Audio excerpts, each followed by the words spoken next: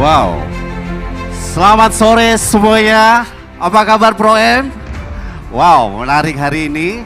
Saya mau sambut dulu. Dari tadi kita sudah pujian, kita sudah sembah, dan hari ini kita mau dengar sesuatu yang menarik. Oke, saya mengajak semuanya bagi berdiri di ruangan ini.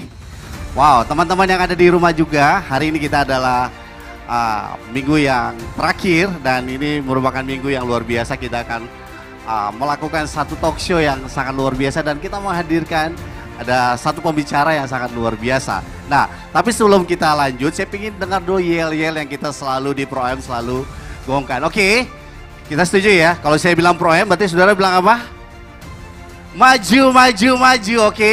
Maju, maju, maju, Pro M, oke? Kita coba ya, Pro M. Wow, belum.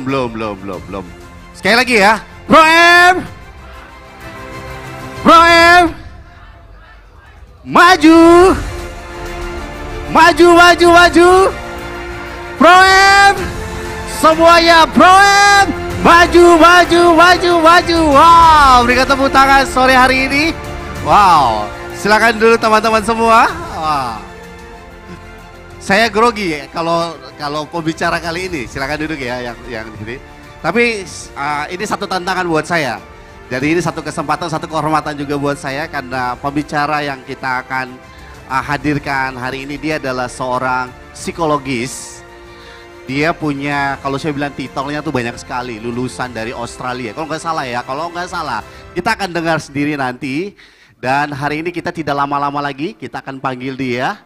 Ya, kita semua tepuk tangan yang paling keras. Ya, saya paling Gloria, lebih keras lagi. Wah.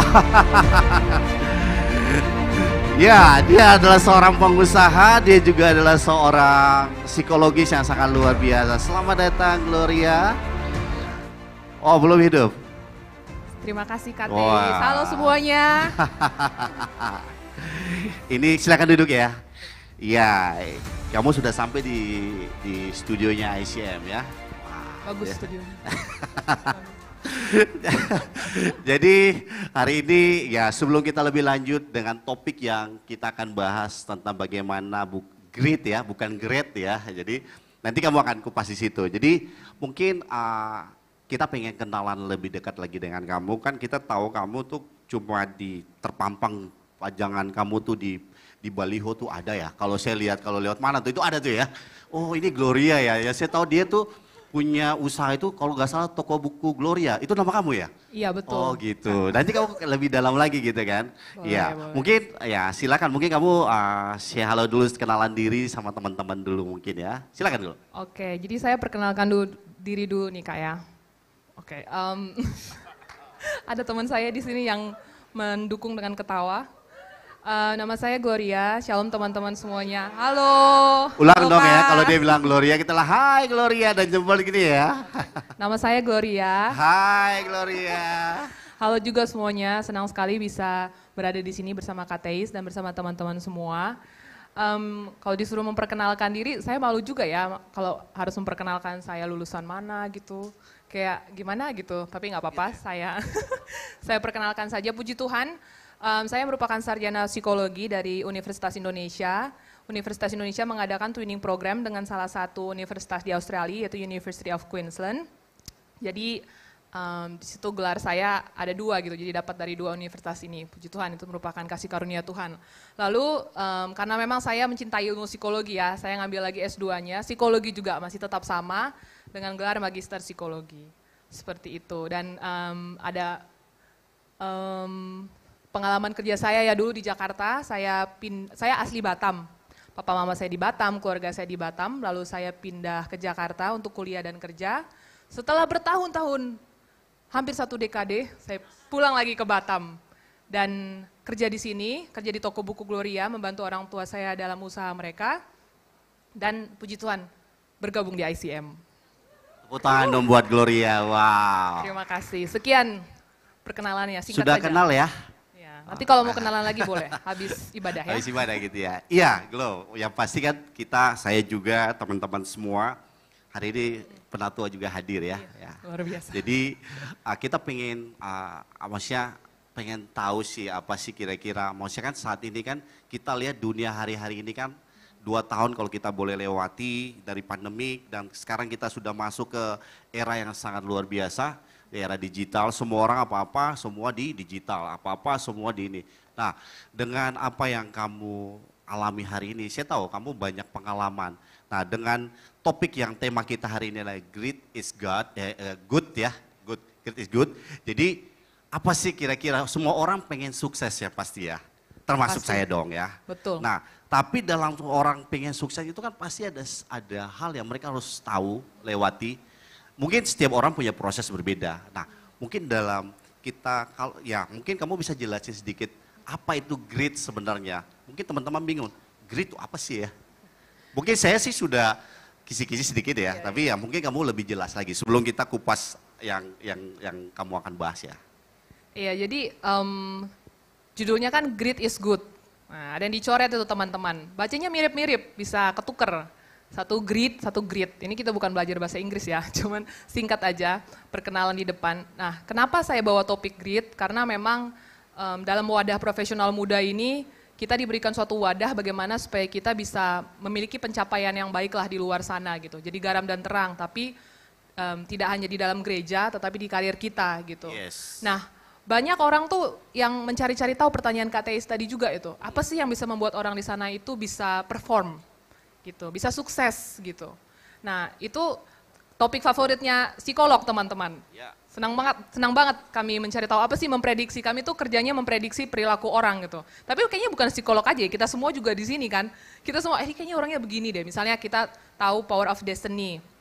Tipe kepribadian merah, kuning, hijau, ungu. Ya, kita ketemu orangnya kayaknya dia merah deh. Nanti kalau dalam situasi seperti ini dia akan berlaku seperti ini gitu. Jadi kita suka gitu memprediksi atau mengira-ngira orang akan bersikap seperti apa. Nah, kalau sekarang kebanyakan orang juga kira-kira yang buat sukses tuh apa gitu, Kak. Dan salah satunya memang yang bisa, sudah terbukti dari penelitian, Kak, dan Bro dan Sis, bahwa yang bisa menjadi salah satu prediksi atau yang bisa menentukan lah ya, bisa dibilang ya, atau menjadi kontribusi besar gitu teman-teman terhadap kesuksesan orang adalah grit ini gini. Nah, gritnya grit yang bukan dicoret, tapi GRIT, grit. Gitu. Wow, tepuk tangan dong buat Gloria ya. Iya, Glo. Ya, oke, sebelum kita lanjut, teman-teman nanti siapkan pertanyaan karena kita ada tanya jawab dengan narasumber kita, Bro Sis. Jadi apa-apa yang dia akan sampaikan, saudara juga harus siap pertanyaan. Jadi jangan sampai kita cuma pasif di sini. Oke, setuju ya? Teman-teman yang juga di rumah mungkin bisa tanya lewat chatting, lewat DM juga boleh ya. Oke, setiap orang kan tadi saya bilang pengen sukses ya. Kira-kira kan pasti kamu sebagai seorang psikologis ya, dalam dunia profesional kita juga semua harus tahu kapasitas hidup kita, kapasitas kemampuan kita harus ukur kita sejauh mana gitu. Kira-kira tips atau rumus apa sih yang membuat kamu hari ini ambil jurusan ini dan kamu sudah mendalami dan mungkin kamu lagi membangun dan kamu mungkin sementara lakukan sesuatu gitu. Mungkin kamu bisa bagiin ke teman-teman yang ya mungkin hari-hari juga mereka saat ini lagi mencari gitu. Mencari, itu wajar Kak ya, mencari proses seumur hidup. Yes. Bukan hanya pasangan hidup, gitu tapi ya? mencari tujuan juga seumur hidup. Oh kamu udah nikah belum? Belum. Oh belum, ya. Jadi itu great juga gitu ya? Iya. Oh mencari juga ya? Bisa juga, oke, bisa. Oke. Lanjut ya. Iya jadi seperti pertanyaan kakak ya, memang orang tuh kan berusaha merumuskan apa itu sukses dan sekarang ini kita juga pengen tahu sih apa sih yang membedakan orang yang sukses dan tidak sukses gitu ya. Jadi ini ada rumus di atas nih teman-teman, kita lihat sama-sama yuk. Nah rumus ini sih bukan saya ciptakan sendiri ya, kalau saya ciptakan sendiri saya sudah tulis buku. Ini saya ambil dari seorang psikolog terkenal. Ya, bisa dilihat gambarnya di sebelah, namanya Angela. Beliau cukup berpendidikan lah, S3 dari Universitas di Amerika, lalu ngambil S1, S2, Neuroscience, kalau tidak salah satu universitasnya adalah di Harvard. Nah dia merumuskan, kita bisa merumuskan rumus sukses, kita banyak lah ya pasti ya, kita orang bisa sukses karena ini dan itu, tapi kalau menurut dia, sukses tuh ini rumusnya. Nah kita lihat sama-sama teman-teman, atau kita baca sama-sama boleh Kak? Boleh, ayo. Kita baca ya. Talent ya. X effort is, mungkin saya bacakan dulu nanti kita bacakan sama-sama lagi dah. Nanti talent ditambah usaha sama dengan skills, Skill ditambah usaha sama dengan achievement. Yuk sama-sama teman-teman. 1, 2, 3. Talent ditambah effort sama dengan skill. Skill ditambah usaha itu sama dengan achievement. Siapa sih yang nggak mau achieve teman-teman? Siapa sih yang nggak mau mencapai hal demi hal? Banyak orang kita lihat ya, di kiri kanan kok dia bisa mencapai hal ini dalam bisnis, mencapai hal itu, di dalam kuliah misalnya, mencapai hal ini dalam keluarga. Kita pengen juga, kita pengen juga mencapai hal tersebut gitu ya. Nah, tapi kadang kita mungkin terlalu fokus sama apa yang namanya talenta.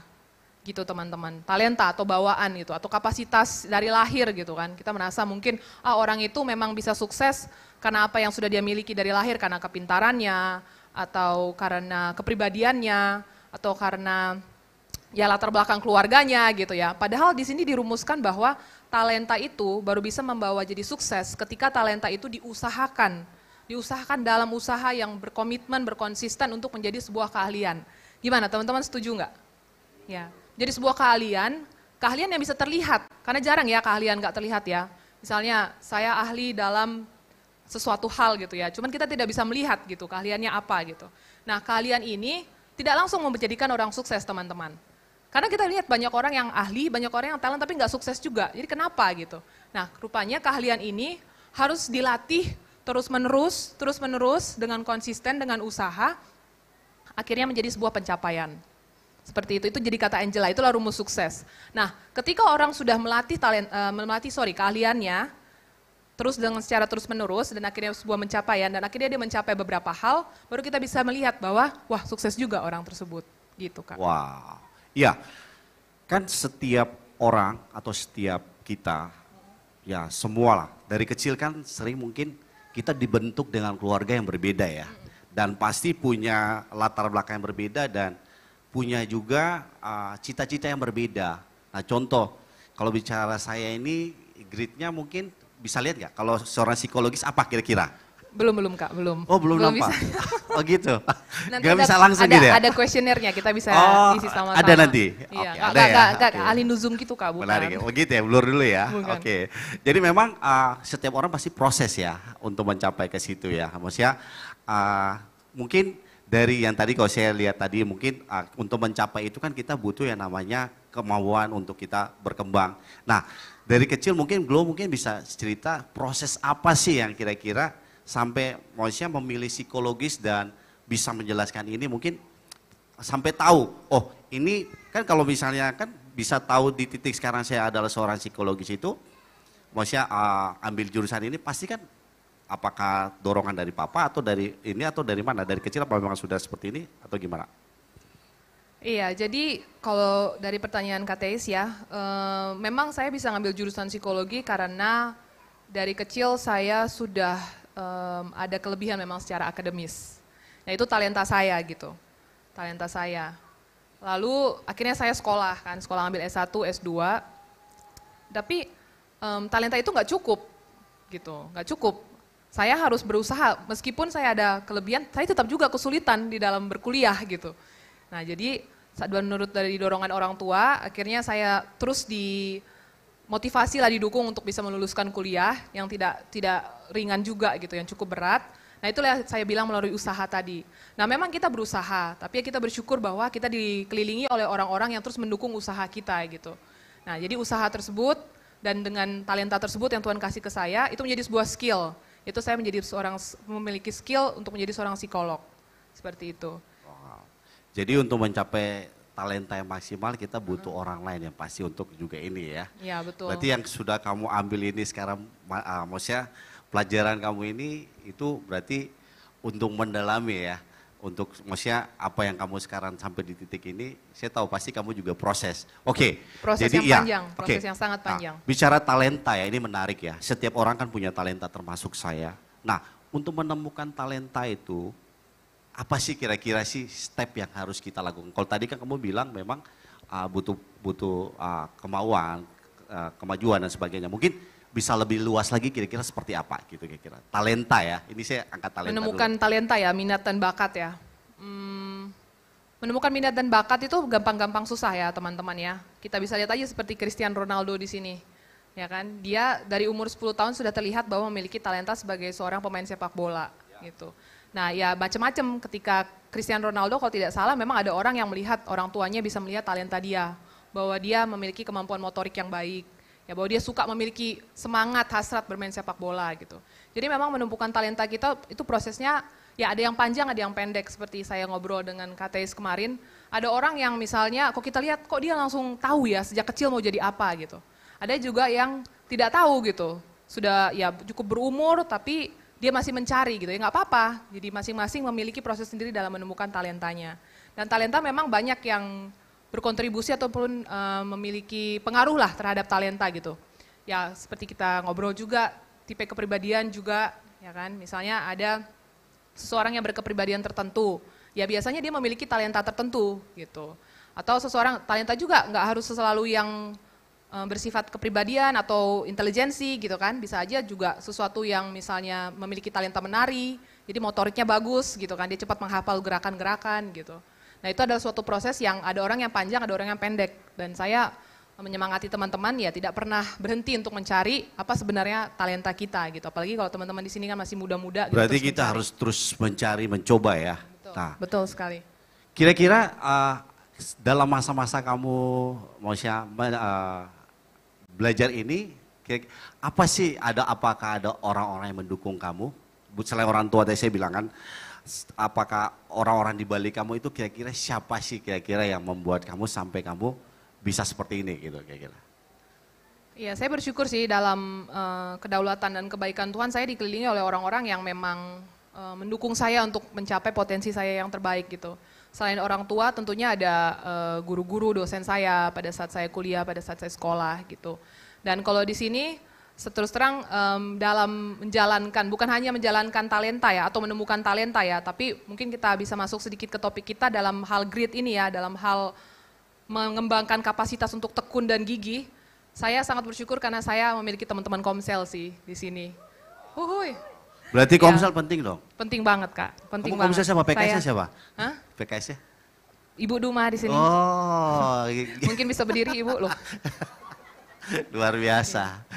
Oke, proses yang mungkin kamu bisa juga apa ya, limitnya kira-kira berapa lama sih untuk orang bisa maksudnya mengetahui sebagai seorang psikologis kan kamu pasti bisa ukur ya. Untuk saya mengetahui, kan saya punya anak, dia besar dan sebagainya, untuk mengetahui dia punya talenta dan dia punya sesuatu untuk mencapai kemaksimalan baik kita dalam bisnis, dalam apa itu, kira-kira berapa lama kapasitasnya ya, durasi waktunya gitu. Talenta sebenarnya sejak kecil juga bisa terlihat sih.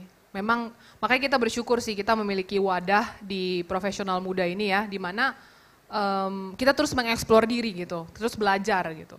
Tapi kalau ditanya untuk limit, itu kembali lagi masing-masing Kak. Ada yang sangat terlihat gitu, misalnya dia adalah pemain musik yang handal, dari sejak kecil gitu terlihat bahwa keahliannya dalam bermusik. Seperti Cristiano Ronaldo dalam keahliannya dalam bermain bola dari umur 10 tahun. Nah kalau mau mencari secara spesifik talenta, saya mendukung kita untuk melakukan ya psikotes gitu. Ada tes minat dan bakat gitu sih Kak untuk melihat apa talenta, lebih cenderung kemana gitu. Jadi ada orang yang lebih cenderung ke akademisi atau lebih orang yang cenderung ke keterampilan gitu kan, bagus dalam keterampilan atau gimana Kak? Soalnya kan orang umur 30 tuh masih belum jelas gitu. Kadang masih ya cari tahu lah. Belum dapat yang spesifik dia mau kemana atau dia punya potensi apa, dia punya kekuatan di mana. Nah kadang kan seperti itu gitu. Nah apakah faktor umur juga mempengaruhi sampai di umur berapa? Itu makanya pentingnya mengeksplor sih Kak. Makanya pentingnya berada di wadah-wadah yang terus mengajak kita untuk mengeksplor, mengembangkan potensi Salah diri. satunya Pro M gitu ya? Ya, salah satunya di sini gitu kan. Jadi teman-teman yang di rumah juga datang ya Pro M ya? Karena memang sangat tergantung. Kesempatan kamu untuk menemukan talentamu, untuk mengembangkan ketekunan dan kegigihanmu, itu tergantung dari seberapa memang dorongan dari dalam diri untuk terus mengeksplor dan belajar sih Kak. Jadi kita nggak bisa patokin setiap orang gitu. Jadi kalau misalnya saya yakin sih, kalau kita mau belajar, kita mau eksplor terus kita mau cari wadah-wadah yang bisa membuat kita dibangun gitu, pasti kita bisa ketemu talenta kita. Kita bisa ketemu skill, kita bisa melatih skill kita, saya yakin gitu. Makanya saya ngajak teman-teman untuk terus sih, memang harus terus menggali potensi diri. Wow, sudah mulai nangkap Dikit ya. Iya. Padahal belum masuk topik ya, Kak, Oke. ya, tapi udah panjang. Iya, mungkin lanjut aja, Glo, apa yang kamu lagi mau bagiin. Jadi ada questionnaire nanti kita akan juga lihat, teman-teman sama-sama kita akan baca. Kalau saudara mau minta PowerPoint boleh ya? Oh boleh, Oke, boleh silakan. sekali. Mau pinjam bukunya juga boleh. Oke teman-teman, kita masuk ke dalam topik kita ya. Jadi grit is good, grit. Grit itu apa sih teman-teman? Mungkin ada teman-teman di sini yang baru pertama kali mendengar kata ini, nggak apa-apa. Saya juga baru juga beberapa tahun yang lalu sih gitu kan. Jadi ini sebuah konsep yang baru di ilmu psikologi. Psikologi itu mencari tahu apa sih yang memprediksi sukses seseorang gitu kan. Dan tadi saya sudah ceritakan. Nah banyak gitu, banyak yang memprediksi sukses. Katanya ada intelijensi, ada kerja keras, lalu ada kebutuhan untuk bisa mencapai sesuatu gitu. Pokoknya banyak sekali konsepnya. Nah setelah beberapa tahun ada seorang psikolog yang akhirnya diakui bahwa inilah salah satu yang berkontribusi besar terhadap kesuksesan seorang. Nah sukses itu kan apa sih teman-teman? Kalau kita lihat orang itu sukses kan artinya dia bisa mencapai sesuatu hal yang istimewa ya Kak ya. Ya bukan saya sukses kemarin dalam menyapu rumah, ya enggak juga ya. Itu kan enggak sukses ya. Tapi kalau saya sukses dalam membangun sebuah gereja yang bisa menjadi pengembalaan bagi banyak orang, itu kita bisa bilang sebagai sesuatu yang sukses gitu. Karena harus pencapaian cukup besar gitu. Ya gak bisa dong kita ngaku-ngaku sukses ya, orang yang melihat juga ya kita sukses gitu ya teman-teman. Nah apa yang bisa membuat orang sukses? Nah ini katanya, kapasitas adalah suatu kapasitas tertentu. Nah jadi teman-teman saya senang nih ketika membaca buku ini dan mempelajari ini, saya melihat itu kapasitas, berarti capacity. Berarti itu bisa dikembangkan gitu ya. Berarti bukan sesuatu yang hanya dibawa oleh lahir. Kalau gitu kan kita sedih juga, berarti ada orang yang memiliki grit yang lebih baik daripada orang lain. Tapi ini sebuah kapasitas Kak, sebuah kapasitas bro dan sis. Kapasitas untuk apa sih? Yuk kita lihat sama-sama ya. Untuk terus tekun dan gigih dalam mencapai sesuatu, terus kapasitas juga. Jadi ada ketekunan di situ ya teman-teman, ada kegigihan, ada pantang menyerah ya. Tapi bukan hanya itu, ternyata grit ini terbagi jadi dua, jadi ada dua aspek gitu.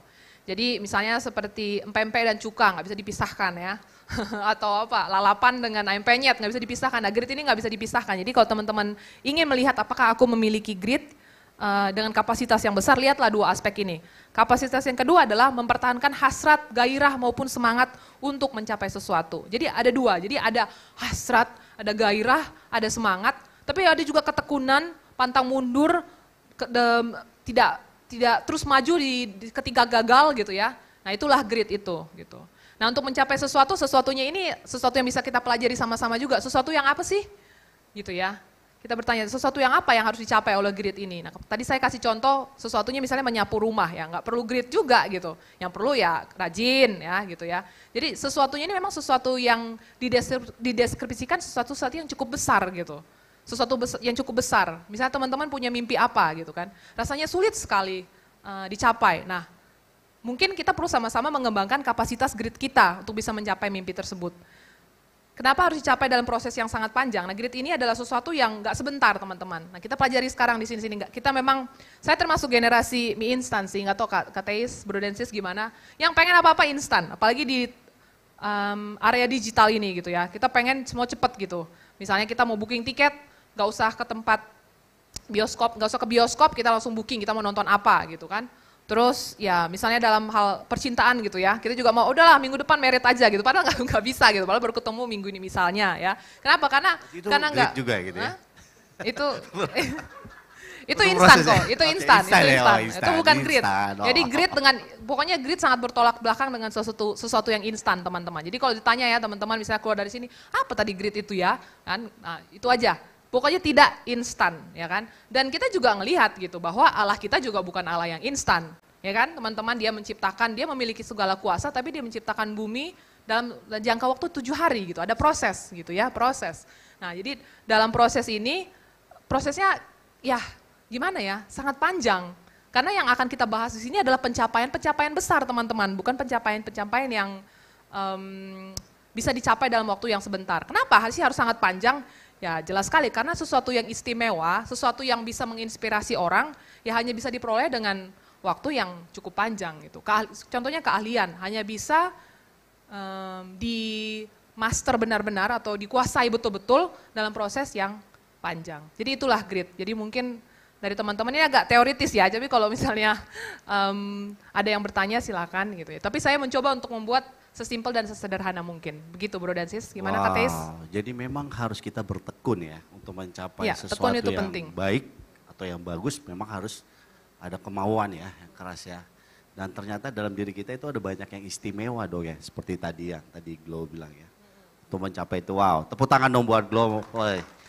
Ya, kemudian mungkin ada tokoh-tokoh yang ini mungkin kamu bisa jelasin ya, aku nggak tahu nih, tapi prinsipnya coba kamu bisa jelasin ya.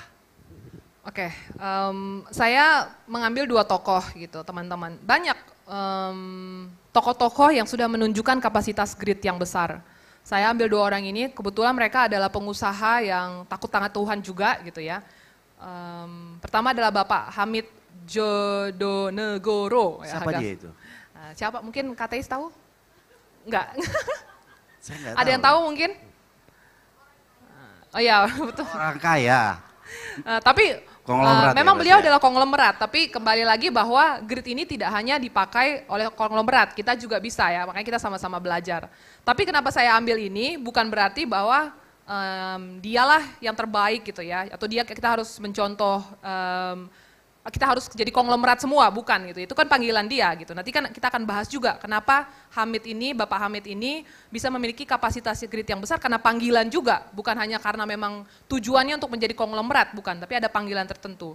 Nah, Bapak Hamid ini yang punya orang tua grup, teman-teman. Kenapa saya masukkan di sini sebagai contoh? Karena sebagai ilustrasi kapasitas untuk terus tekun dan gigih dalam mencapai sesuatu. Jadi kapasitas gitu, ada memang kemampuan untuk bisa terus tekun, gigih, nggak menyerah, yang ditunjukkan oleh Bapak Hamid ini gitu ya, makanya dia bisa sukses. Contohnya dia bilang begini katanya, ini saya mendengar sendiri Kak Teis, Bro dan Sis dari seminarnya gitu ya, waktu itu saya ikut seminarnya, udah foto bareng juga teman-teman ya.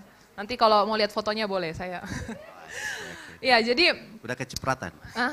Belum terlalu sih, belum kecipratan kayaknya belum. Nanti, amin. Makasih Kak ya. Lanjut ya.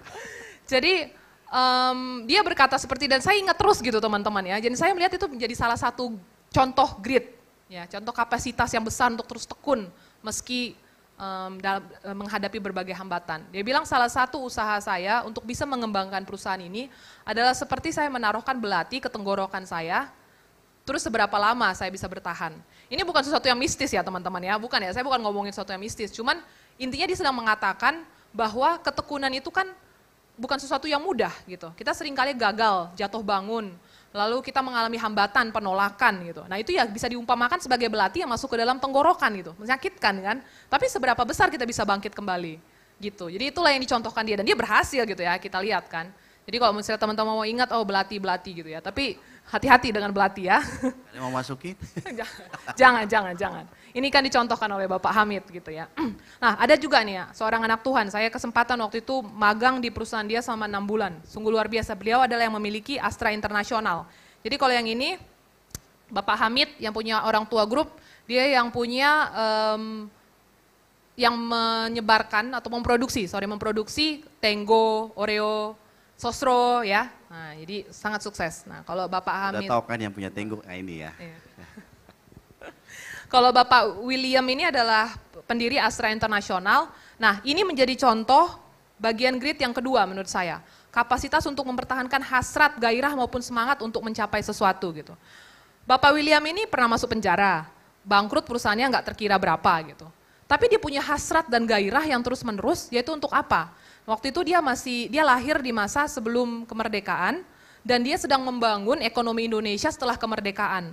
Jadi dia punya hasrat dan gairah sebagai anak Tuhan, terpanggil memang untuk membangun ekonomi Indonesia dan untuk memberikan lapangan kerja bagi pemuda-pemuda Indonesia. Itu terus dia bilang, saya baca buku biografinya itu aja, dia bilang itu aja terus. Pokoknya saya mungkin gagal buka perusahaan ini, gagal, tapi saya mau buat perusahaan ini besar karena saya mau Astra Internasional menjadi sebuah seperti pohon rindang ya, dia ambil juga dari Alkitab ya, seperti pohon rindang yang bertumbuh besar, lebat, di mana burung-burung bisa berteger di situ, tanaman-tanaman di sekitarnya subur gitu. Nah itu keinginan dia. Jadi kedua orang ini menunjukkan grit, kapasitas grit yang besar. Gimana teman-teman, setuju nggak?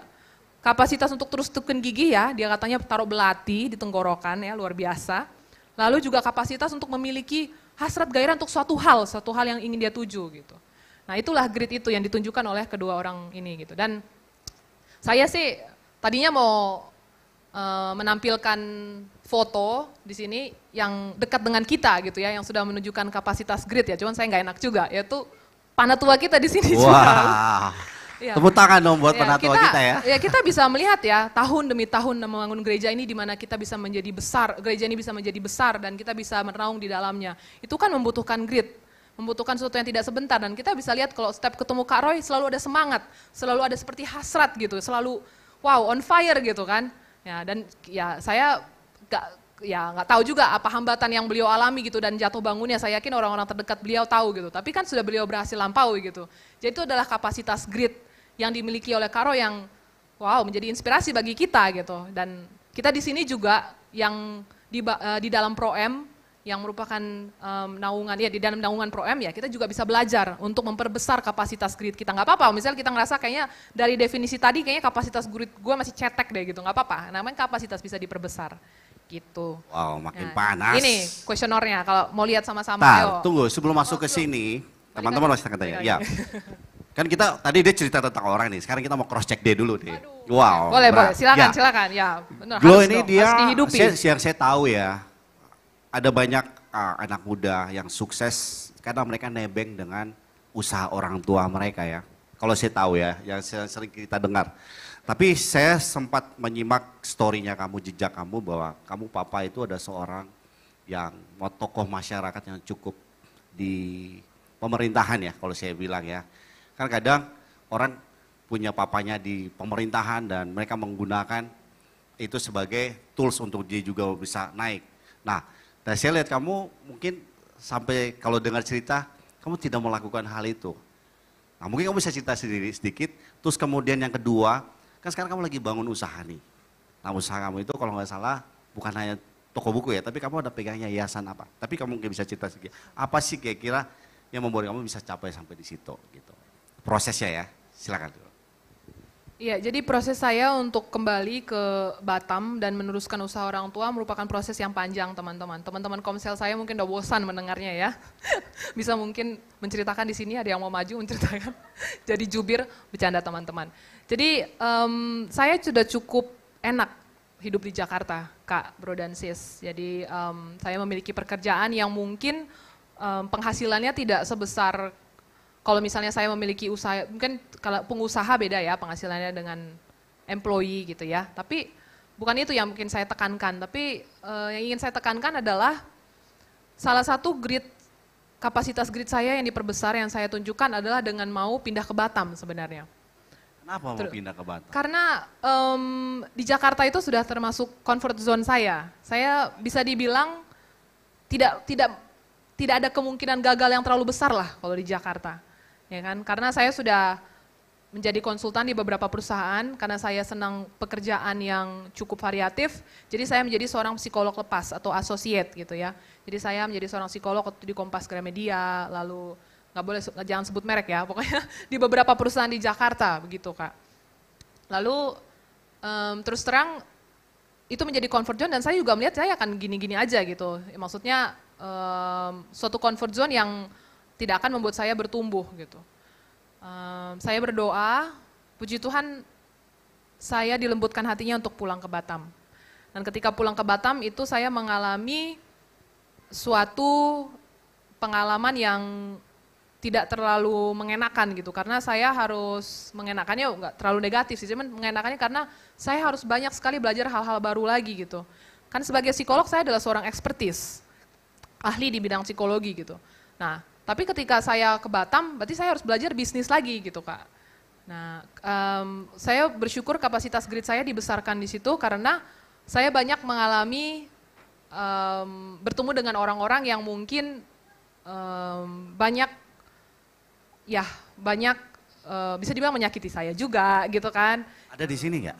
Nggak ada sih syukurnya. Oh, kalau ada saya suruh maju ke depan. Saya strap. Nggak ada di sini gitu ya. Biasalah Kak dalam menjalin relasi di dalam berbisnis gitu. Dan juga dalam menjalankan usaha dan harus berinteraksi dengan sesama ya misalnya pegawai gitu kan. Nah, itu kan juga bukan sesuatu yang mudah gitu kan. Saya banyak harus menyesuaikan diri, lalu menekan perasaan juga gitu. Yang sebenarnya mungkin tidak, kalau dibandingkan dengan saya di Jakarta tidak akan terlalu saya alami gitu, karena gesekan-gesekannya itu memang lebih parah jauh di Batam gitu. Jadi saya bersyukur kapasitas grid saya diperbesar dalam hal saya belajar, meskipun ini merupakan proses yang tidak mengenakan, saya harus maju terus karena ada sesuatu yang ingin sesuatu yang istimewa yang ingin saya capai. Kedua, di dalam saya pulang ke Batam ini, saya menemukan hasrat atau gairah yang tidak ada sebelumnya. Kalau saya di Jakarta, hasrat dan gairah itu ya untuk diri saya sendiri saja gitu ya. Yang penting saya cukup, saya senang. Kalau misalnya saya agak sedikit bad mood, ya tinggal keluar gitu, jalan sama teman-teman gitu kan. Saya tidak punya hasrat gairah untuk mencapai sesuatu yang lebih besar lagi. Nah, dengan pulangnya saya ke Batam, ada sesuatu yang Tuhan taruh di hati saya, yang ternyata saya tidak tahu sebelumnya gitu. Nah, jadi memang kepulangan saya di Batam ini membuat saya harus memperbesar kapasitas grid saya dan saya bersyukur sekali. Tepuk tangan dong buat Glo sekali lagi ya. Iya, kita masuk ke kuesioner langsung ya. Ya. Ayo teman-teman, kita lihat sama-sama. Cara mengisinya gimana ya Kak ya? Kita mungkin baca aja ya. Baca aja. Bisa kelihatan nggak ya? Bisa kelihatan sih. Bisa ya? Agak banyak ya tulisannya. Nanti kalau misalnya ada yang mau tes, ada sih tesnya di internet, bisa dicari. Oke. Ya, tapi ingat kembali sekali lagi teman-teman, ini kapasitas ya, jadi bisa diperlebar gitu, bisa diperbesar gitu. Nah, misalnya yang pertama, konsistensi minat gitu ya. Jadi konsistensi kita terhadap minat itu konsistensinya hanya bisa besar apabila kita tahu dengan jelas gitu apa minat kita. Dan minat itu membuat kita semangat. Kembali lagi tadi grid kan, grid itu ada semangat, ada gairah gitu, ada passion. Jadi saya bacakan ya. Saya sering menetapkan tujuan tetapi kemudian memilih untuk mengejar tujuan yang berbeda. Nah, apakah kita begitu teman-teman? Misalnya kita buka ya, contohnya saja ya, saya tidak lagi ngomongin siapa-siapa, tapi contohnya kita buka suatu bisnis gitu. Belum ya 1 tahun waktu yang singkat ya Kak ya. Proem juga umurnya 1 tahun ini. Udah setahun apa 2 tahun? 2 tahun. Ketua Proem Panton? 1 setahun ya, oke 1 tahun. Jadi cuma 1 tahun aja dan ada mengalami hambatan, langsung menyerah, langsung membuka bisnis yang baru ya. Saya rasa itu bukan memiliki kapasitas grit yang baik ya. Nah, jadi mungkin teman-teman bisa baca di sini. Ide-ide baru dan proyek-proyek baru terkadang mengalihkan perhatian saya dari yang sebelumnya. Jadi salah satu dari grit ini adalah ya, kita kan hidup cuma 24 jam gitu. Kita harus ada ide baru atau proyek baru yang tidak sesuai dengan tujuan yang memang sudah kita tetapkan di awal, ya nggak usah dikerjakan dulu gitu. Karena ya itu akan mendistraksi kita gitu ya. Di sini Koko saya ngangguk-ngangguk, saya senang, makasih kok. Ya, iya jadi akan mendistraksi. Sepertinya ada pengalaman ya kok ya. Ya, saya menjadi tertarik pada pengejaran baru setiap beberapa bulan. Aduh, ini mah bukan grid sekali ya. Jadi kayak ada pengejaran baru gitu. Jadi setiap 3 bulan ganti, setiap 4 bulan ganti minatnya gitu ya. Kita lihat ada orang ya. Kita nggak usah lah ngomongin grid atau ngomongin questionnaire gini. Saya tanya aja sama teman-teman bro dan sis sekalian di sini. Kalau misalnya nih kita lihat ada orang gitu ya. Dia mengerjakan bulan Mei dia mengerjakan sesuatu. Lalu bulan November dia udah mengerjakan hal yang lain lagi gitu. Gimana tanggapan kita terhadap dia? Sejujurnya aja gimana gitu. Misalnya dia bekerja di perusahaannya 3 bulan, habis itu dia pindah ke perusahaan lain dalam waktu berapa bulan. Ini bukan gimana ya, mungkin ada alasan tertentu ya yang membuat dia pindah gitu. Tapi kan kita juga pasti bertanya-tanya gitu ya. Konsistensinya dia di mana, komitmennya di mana gitu. Nah inilah questionnaire grid yang bisa kita isi sendiri dan bisa kita baca masing-masing teman-teman. Terus ada ketekunan usaha juga gitu. Saya rajin, saya seorang pekerja keras. Nanti jawabannya gini, biasanya dari 1 sampai 5. Yang 1 adalah saya tidak seperti itu, yang kelima adalah saya seperti itu. Yang kedua, ya mungkin sedikit saya seperti itu, yang ketiga gitu. Nanti bisa dikalkulasikan sama seperti mungkin teman-teman pernah mengerjakan tes kepribadian begitu. Itulah questionnaire grid. Wow. Oke, kita waktu nggak banyak nih. Jadi teman-teman siapin pertanyaan ya. Jadi tadi sudah dijelasin, sudah kisi-kisi. Jadi nanti kita akan buka ruang pertanyaan buat teman-teman. Jadi biar lebih jelas, lebih detail. Ada lagi yang kamu mau jelasin? Good? Sudah. Mungkin langsung ke pertanyaan aja. Oke, kita sekarang buka pertanyaan langsung aja. Jadi teman-teman mungkin bisa bertanya. Jadi langsung dari poin yang tadi sudah dijelasin. Jadi apa sih kira-kira yang teman-teman mau bertanya? Silakan, hari ini kita akan buka ruang pertanyaan. Silakan. Ada yang mau bertanya? Oh, Duma. Oke. 1, 2, 3. Mungkin teman-teman bisa siapin mic. Ya. PKS saya mau Sebelum bertanya. PKS kita ke siapa yang belakang ini namanya? Perkenalkan nama, ya. Sis ya. Oke, silakan. Mungkin makin berdiri biar teman-teman bisa lihat. Kameramen bisa ke situ mungkin, ya. Nama saya Jesslyn. Saya ingin bertanya, tadi kan membahas tentang kesuksesan. Saya membaca tentang suatu studi yang mengatakan kalau delusi, yaitu orang yang memiliki ilusi positif tentang dirinya sendiri, dan cenderung sukses, cenderung memiliki grade yang lebih kuat dibandingkan orang lain. Itu bagaimana ya? Ya, terima kasih pertanyaan. Langsung saya jawab aja. Oke, silakan. Langsung Oke. jawab ya. Ya, jadi delusi atau ilusi atau self positivity ya, gitu ya. Mungkin ini bisa saya kaitkan dengan konsep kedua dari grit. Ada hasrat, ada gairah maupun semangat untuk mencapai sesuatu gitu. Orang yang kita terlihat semangat atau memiliki gairah akan sesuatu, itu pasti karena ada suatu tujuan yang membuat dia bergairah. Nah, karena itu dia terlihat positif terhadap dirinya. Kita tanya sama teman-teman, biasanya teman-teman yang membuat kita kayak melihat diri kayak, gua gimana ya nasib gua, gitu ya. Itu apa sih? Biasanya nggak ada tujuan besar yang ingin kita capai kan. Jadi kita nggak positif gitu. Apa ya, apa artinya gua hidup ini gitu kan. Nah, jadi mungkin ada kaitannya, bisa jadi self positivity itu bisa membuat orang memiliki kapasitas ketekunan yang lebih besar, tapi ada penjelasannya lagi. Kenapa? Ada apa? Apa yang membuat orang itu memiliki self positivity? Mungkin tujuan yang ingin dia capai itu, hasrat untuk mencapai tujuan itu membuat dia positif melihat diri kita. Saya yakin di sini nggak ada yang males kok, saya yakin. Tapi mungkin kita kurang passionate aja terhadap hidup gitu. Nah, itu seperti itu ya, bagus. Jadi kembali lagi kalau kita mau memiliki self positivity atau melihat diri sendiri dengan positif, ya itu kembali lagi cari itu apa tujuan, apa yang membuat kita berhasrat, bergairah gitu. Tadi saya dengar ada ya dari Panetua, saya senang sekali teman-teman, puji Tuhan. Terjawab? Sudah ya? Oke. Pertanyaan ke berikutnya, silakan. Siapa? Duma atau? Pak Anton. Pak Ketua, silakan. Luar biasa ini. Tepuk tangan dong buat ketua kita ini. Oke, tadi dari Sis Grow kan ada menjelaskan tentang sedikit lah diubek tentang masalah grit dan temperamen.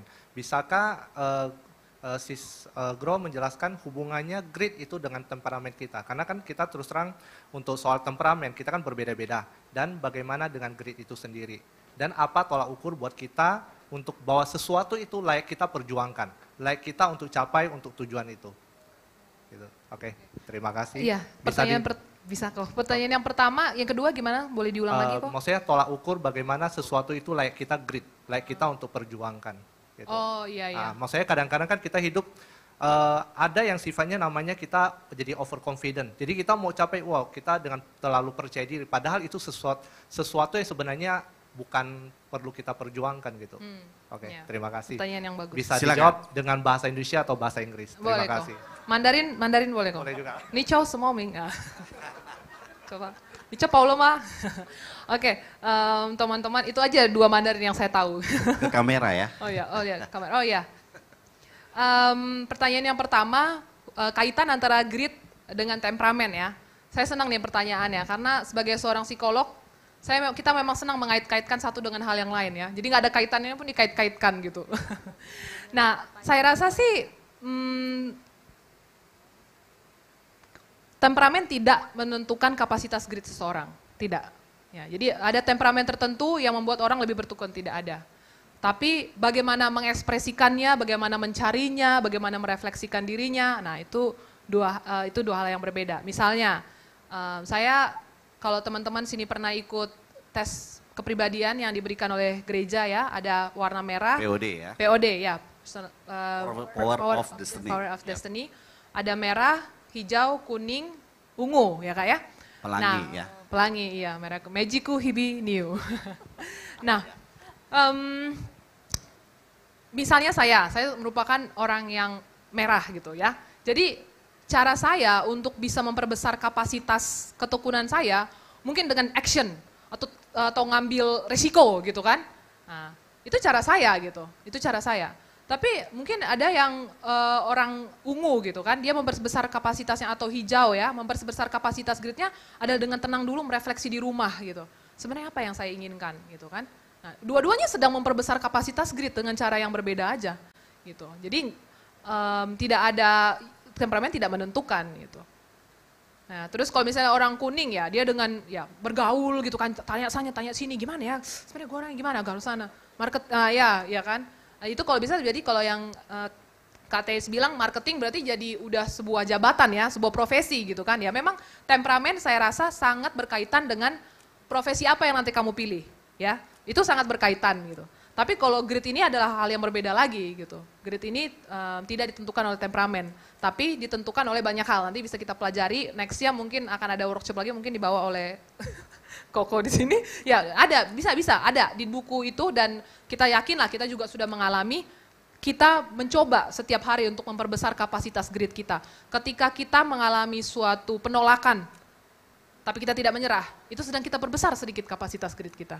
Ketika kita refleksi, sedikit aja, apa ya yang sebenarnya gue inginkan dalam hidup, atau pertanyaan Tuhan, engkau ingin aku ngapain dalam hidup ini? Itu sebenarnya kita sedang memperbesar kapasitas grit kita, karena grit kan ada hasrat, ada gairah. Apakah yang membuat kita punya hasrat, ada gairah, ada suatu tujuan itu kan? Dan kita sebagai orang Kristen, hasrat, gairah itu, tujuan itu, ya merupakan tujuan untuk memuliakan Tuhan gitu, yang Tuhan taruh di dalam hati kita gitu. Ya. Gimana, Jadi ya Ton? begitu. Oke. Oh ya, pertanyaan Yang kedua. Yang kedua ya. Oke. Tadi Terjawab yang pertama ya.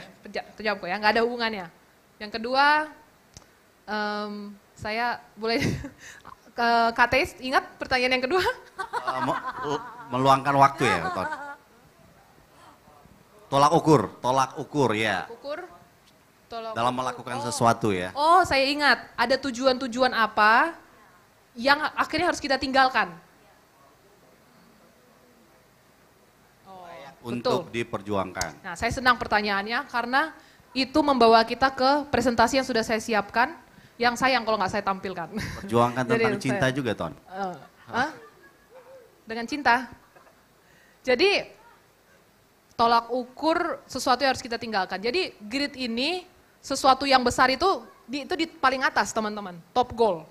Ya, itu sangat abstrak ya kadang ya, misalnya teman-teman tahukah goal utama, goal teratas dari Bapak Om Willem yang mendirikan Astra International adalah saya ingin mendirikan perusahaan yang memperbaiki ekonomi Indonesia pasca penjajahan dan membuat suatu perusahaan di mana karyawannya bisa sejahtera. Itu kan jauh sekali kan, top sekali itu, gitu kan, sangat-sangat top gitu. Terus gimana dong cara mencapainya? Kan nggak mungkin simsalabim jadi kan? Nah, ada goal-goal di bawah, yaitu small goal, middle goal, top goal. Nah, jadi small goal ini adalah ya yang dilakukan oleh Om Willem, ya networking dengan para pembisnis gitu, small goal. Dia menetapkan bahwa goal kecil saya adalah saya ingin memiliki hubungan yang baik dengan seluruh pejabat-pejabat di Indonesia untuk bisa mereka membantu kebijakan saya yang baik ini, atau ingin membantu pengembangan perusahaan saya gitu. Nah, kadang kita mungkin kalau kita networking dengan orang-orang, itu jangan-jangan top goal kita teman-teman. Jangan-jangan itu goal kita, terus apa topnya lagi paling apa, jadi buat apa gitu, ngapain networking. Nah, orang yang punya grit gitu kan, saya yakin di sini Panatawa, Kak Roy juga seperti itu, ada top goal gitu yang membuat dia bersemangat. Jadi membuat dia bisa melakukan small goal ini. Ini bukan action loh teman-teman, ini goal. Jadi small goal, networking, ini mungkin kelihatan kayak networking action aja, bukan, ini goalnya dia, goalnya Om Willem, yang small. Bayangin, goal kecilnya Om Willem tuh itu goalnya ya, goal yang besar juga gitu. Nah kalau kembali kepada pertanyaan Ko Anton, top goal kita apa? Dan ketika kita membuat suatu goal, suatu target atau suatu pencapaian yang mau dicapai, apakah itu membantu kita untuk mencapai top goal kita? Gitu. Jadi sampai kapan kita berusaha untuk mencapai sesuatu? Ya, kalau misalnya itu mendukung top goal kita ya kita harus usahakan. Tapi kalaupun misalnya gagal, cari small goal yang lain. Nih, saya buat di sini kenapa? Karena banyak Om Willem gagal di sini, networking gagal, pinjam duit di bank kan untuk bisa memperbaiki ekonomi, gagal juga. Buka suatu bank gagal juga. Itu small goal dia banyak yang gagal. Ya dia kerjakan small goal yang lain. Tapi top goalnya tidak pernah berubah. Top goalnya tetap untuk memperbaiki ekonomi Indonesia. Jadi dia buatlah ada action plan yang lain. Kalau boleh saya cerita tentang saya, boleh sedikit? Silakan. Ya dengan misalnya, cepat ya. Ya dengan sangat cepat. Oke, singkat cerita, saya ingin agar perusahaan papa mama saya bisa menjadi suatu perusahaan yang bukan saja memiliki keadaan ekonomi yang membaik, finansial yang membaik, tapi juga karyawan di dalamnya sejahtera. Sejahteranya bagaimana? Ya makmur, the right man in the right place. Karena kan saya seorang psikolog industri gitu ya. mereka memiliki jenjang karir yang jelas, itu sedang menuju ke sana gitu. Itu top goal saya, atau mungkin itu masih middle goal jangan-jangan. Karena itu nggak terlalu besar gitu ya. Mungkin kalau menurut yang teman-teman di sini, Brodensis ini nggak terlalu besar, itu mah middle goal. Tapi menurut saya itu sekarang masih top goal saya. Nah, ketika saya mengerjakan sesuatu yang tidak mendukung top goal saya, ya saya berhenti. Ya berarti saya atau saya tidak, ini ngapain gitu. Misalnya saya ingin membuka sesuatu ini, saya bertanya, ketika saya buka bisnis ini, apakah ini mendukung top goal saya atau tidak gitu. Kalau tidak, ya tidak perlu dilakukan gitu. Jadi di situ berhentinya. Kok? Terjawab kok, aman kok ya. Oke, satu orang terakhir ya, silakan. Oh iya, aku mau nanya gini. Tadi aku sempat baca buku itu di halaman 197 itu bicara ekspektasi. Korelasinya antara greed dengan ekspektasi itu seperti apa? Karena itu kan bicara talenta, gairah, semangat segala macam. Tapi ada kalanya itu sesuai nggak sih dengan ekspektasi? Permasalahan kita kan terkadang ada di ekspektasi kita. Nah, gimana korelasinya itu? Supaya antara ekspektasi dan gridnya kita tuh bisa sejalan. Ada nggak ya kaitannya? Tadi saya sempat baca sekilas itu ada bicara ekspektasi. Cuma saya nggak baca sampai kelanjutannya. Coba, thank you. Gimana, Go? Saya coba jawab, menurut saya ekspektasi sesuatu yang baik ya. Asal diiringi dengan action plan maupun goal yang jelas gitu. Jadi bukan ekspektasi saja gitu. Ekspektasi tapi ada usaha, ada tidak menyerah untuk mencapai apa yang kita ekspektasikan tersebut gitu. Jadi baik-baik, ekspektasikan itu tidak baik kalau misalnya terlalu jauh dengan kenyataan gitu. Jadi melakukan sesuatu yang sepertinya hanya kita lamunkan saja gitu. Nah, tapi kalau misalnya ngomongin ekspektasi kita kaitkan dengan mimpi malah bagus kadang. Karena top goal ini adalah berkorelasi dengan mimpi, adalah dengan orang yang bermimpi, tapi bermimpi dengan baik ya, bukan mimpi dengan tidur aja 24 jam, bukan gitu. Jadi seperti itu sih, jadi ekspektasi baik, ya memang harus ada kinerja, usaha untuk mencapai ekspektasi tersebut. Akan buruk kalau tidak ada gitu. Wow, terjawab ya Miss Duma. Wow, tepuk tangan dong hari ini buat kita ya. Ternyata saya baru sadar juga ternyata kita harus punya yang namanya grit ya. Bagaimana untuk mencapai hal itu kita harus terus bicara jangan pernah menyerah, harus gigih. Ya, oke. Ini kita sudah sampai di penghujung, tapi saya pengen dari pembicara kita hari ini, Globe, coba kamu punya closing statement hari ini. Pesan, maksudnya kamu kasih sesuatu buat teman-teman yang di rumah maupun di sini, karena memang waktu kita terbatas, tapi kalau teman-teman mau lanjut, bisa hubungi ke teman-teman leader, kita bisa sharing. Karena wadah kita masih panjang. Jadi mungkin dengan workshop ini mungkin singkat, tapi saya berharap tidak sampai di sini. Tapi kita akan berkelanjutan terus. Closing statement kamu. Oke, closing statement. Saya semangat nih, ingin memberi ingin sharing dengan teman-teman closing statement saya ini. Dan ini very close to my heart, dan saya yakin juga ini very close dengan hati teman-teman. Kalau misalnya ditanya, apa sih yang membuat kita terus memiliki passion, gairah, ataupun bertekun dalam mencapai apa tantangan hidup. Memiliki semangat untuk terus memperbesar kapasitas hidup. Saya rasa kita harus memikirkan grit terbesar sepanjang sejarah, Kak. Sebuah ketekunan, sebuah hasrat yang tidak pernah lekang oleh waktu, yang telah dibuatkan dari sebelum ketika pertama kali manusia jatuh di dalam dosa dan sampai sekarang. Dan semangat itu tidak pernah hilang meskipun kita manusia yang terus jatuh bangun di dalam dosa, gitu ya. Jadi saya rasa kalau kita ingin mengembangkan kapasitas grit kita dan bahkan ingin supaya top level kita itu top level yang bisa memberkati banyak orang, saya ingin kita mengingat tokoh yang memiliki grit terbesar ini. Grit yang siapa sih yang memiliki grit terbesar ini gitu. Saya sampai nggak bisa berkata-kata saking terharunya ya. Jadi saya langsung saja menunjukkan ke terakhir dari slide saya, yaitu Kristus. Wow.